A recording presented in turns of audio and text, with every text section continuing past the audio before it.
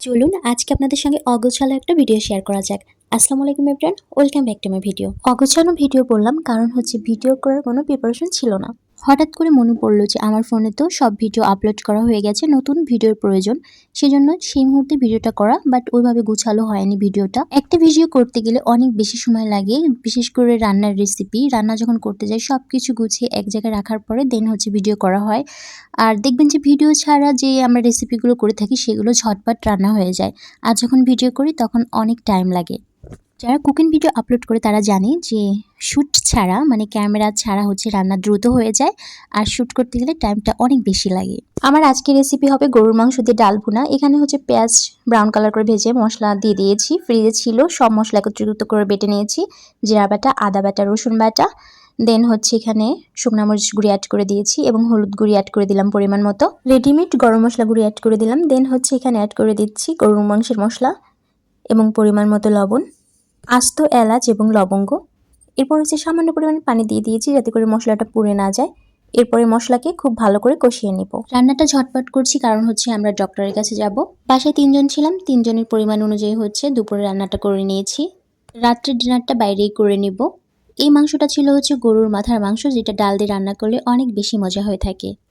ভিডিওটা সত্যি আমার কোনো প্রিপারেশন ছিল না, ঝটপট করতে হচ্ছে। তারপরে হচ্ছে আমার ভিডিওর দরকার, ভিডিও আপলোড করতে হবে টাইম মতো, সেজন্য ভিডিওটা আসলে ঝটপট করে নিচ্ছি। এখানে মাংসকে খুব ভালো করে কষিয়ে নেওয়ার পরে পরিমাণ মতো পানি অ্যাড করে দিলাম। এই পানি দিয়ে হচ্ছে মাংসটাকে খুব ভালো করে সিদ্ধ করে নিব। অফ ক্যামেরাতে এই মাংসগুলোকে প্রেসার কুকারে আমি সিদ্ধ করে নিয়ে এসেছি। মাংস পুরোপুরি রান্না হয়ে গেছে। এখন হচ্ছে এখানে আমি মুসুরির ডাল ধুয়ে রেখেছি, সেটা অ্যাড করে দিলাম। এখন এই ডালকে মাংসের সাথে খুব ভালো করে কষিয়ে নেব। মাংসে লবণ ঝাল পারফেক্ট ছিল, ডালে এক্সট্রা করে কিছু ইউজ করি নাই। ডাল ভালো করে কষানো হয়ে গেলে এরপরে হচ্ছে পরিমাণ মতো পানি অ্যাড করে দিলাম। এখন ঢাকনাতে ঢেকে দেব। ডাল সিদ্ধ হয়ে গেলে পানি টেনে আসলে ব্যাস তৈরি হয়ে যাবে গরুর মাথার মাংস দিয়ে ডাল ভুনা। এই তো ডাল প্রায় ফুটে এসেছে, আর একটু জ্বালিয়ে নিলে ব্যাস তৈরি হয়ে যাবে আমার রেসিপিটা। ব্যাস এটাই হচ্ছে আমার রেসিপির ফাইনাল লুক।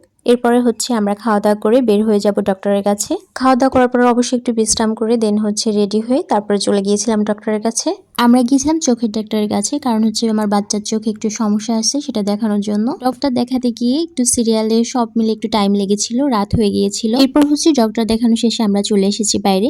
বাচ্চারা আবদার করছিল ওরা বার্গার খাবে, সেজন্য বার্গার অর্ডার করে দিয়েছি। চিজ, মেয়োনিজ, চিকেন পারফেক্ট ছিল বার্গারে, অনেক বেশি মজা ছিল। বাচ্চারাও এটা খুবই পছন্দ করেছে। ব্যাস এটা খেয়ে আমাদের রাত্রের ডিনার শেষ করেছি, পেট ভরপুর ভরে গেছে। এরপর হচ্ছে বাসায় চলে যাব। বাসার জন্য হচ্ছে 2টা পার্সেল নিয়ে এসেছি, দেন হচ্ছে বাইরে থেকে আরও কিছু কেনাকাটা করে নিয়ে এসেছি। মাঝে মধ্যে ফাস্টফুড জাতীয় খাবার খাওয়া হয়, বাচ্চারা কেন জানি এই খাবারগুলো বেশি পছন্দ করে। ব্যাস আমাদের খাওয়া শেষ, এখন বাসায় চলে যাব। এই তো বাসায় চলে এসেছি, বাসার জন্য কিছু পার্সেল নিয়ে এসেছি।